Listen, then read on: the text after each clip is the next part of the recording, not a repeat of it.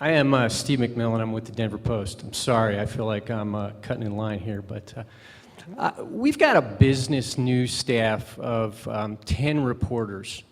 In the unlikely event that we should be able to actually make a hire, I am curious, do you guys think I need a financial analyst, an accountant, and an economist to supplement my staff of business journalists to be able to figure out this increasingly complex financial world? I would say no. You should talk to those people, but those folks aren't capable of doing the full swing of what journalists do. And so I would focus on getting your journalists into training that gets them more up to speed on what those folks do, but only if you find someone with that kind of background who's got real talent as a journalist will you be successful.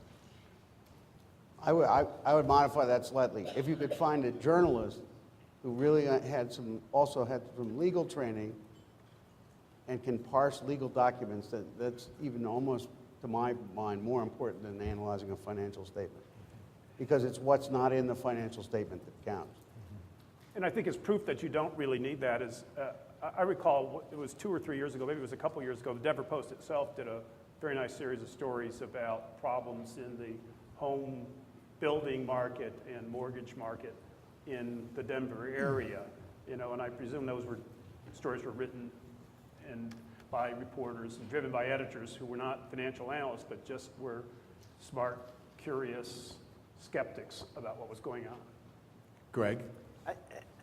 I would say no, first of all, but for a slightly different reason than some of the rest of you are saying, which is I think each of you need to develop those skills. If you have 10 people that say they cover business, then they should develop the skills, and they probably already have it because I don't want to have to go outside with any of them. I'm a small man. But let's just say for everybody else, you want to develop those skills yourself to the extent that you can talk to somebody who's an expert, so that if something like this comes up, well, any academic that's doing their job should view it as part of their job also to talk to you guys on background. I frequently talk to journalists and say, I don't want to be quoted at all, but I'm more than happy to talk to you at the beginning of the story to help fill in gaps that you might have. So given that you've only got so large of a budget to begin with, but also I would worry that if you hire this specialist, everybody else thinks, now I don't have to know it. And we see this in investment banks all the time.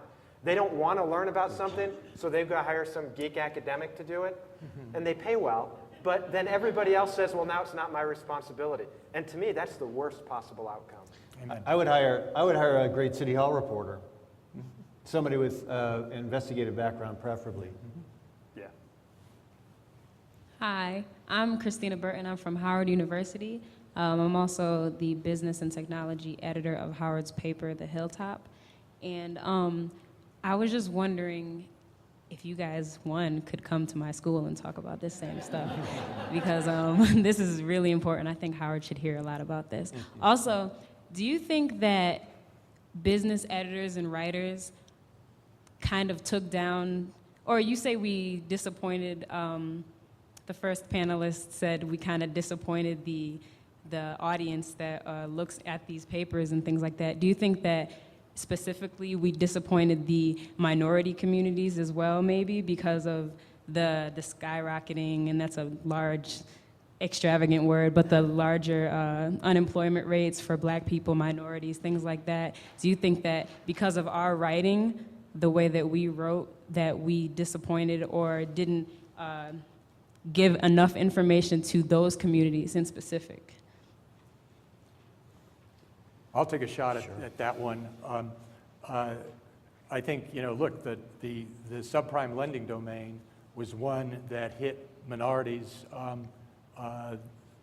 much harder than the rest of the population, and I think that that financial journalists could have done a better job reaching into that community for examples of people who were running into trouble.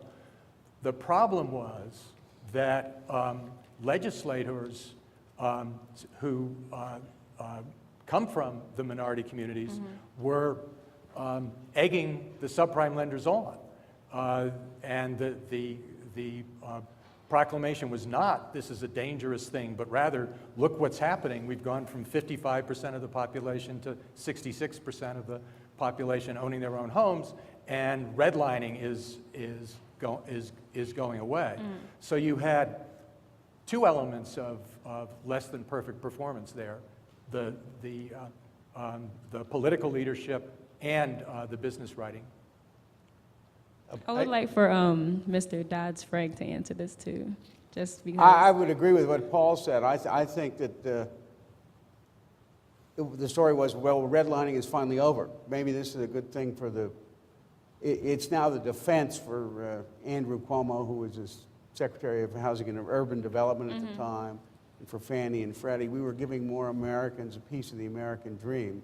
And what the piece that was missing was how the crooks went in and exploited the neighborhood one more time. You know, I mean, and that was happening in the context of the crooks operating in a far bigger venue. So in that sense, I would give us mostly a pass. I'd like to add a little nuance to that, because I feel like that the idea that is true, that there were some green lights, for us, particularly from the federal side. A rush to the defense of state attorneys general and banking commissioners and legislators who, during the period I talk about in the story, half the states and many municipalities passed anti-predatory lending laws, and some state banking commissioners and attorneys general made predatory lending very high on their agenda, including Spitzer, but also Michigan, which led a very high-profile case against Wachovia all the way to the Supreme Court that ended in 2007, states lost. Opposed by the controller of the currency. Scandal. But the point is, it's a kind of a mixed record, for sure. And I would add to that, I know the New York Times did write a couple of front-page stories, 2005, 2006 timeframe on my list, but I didn't want to kind of go on endlessly, saying in particular that minority communities were suffering, but we could have written more.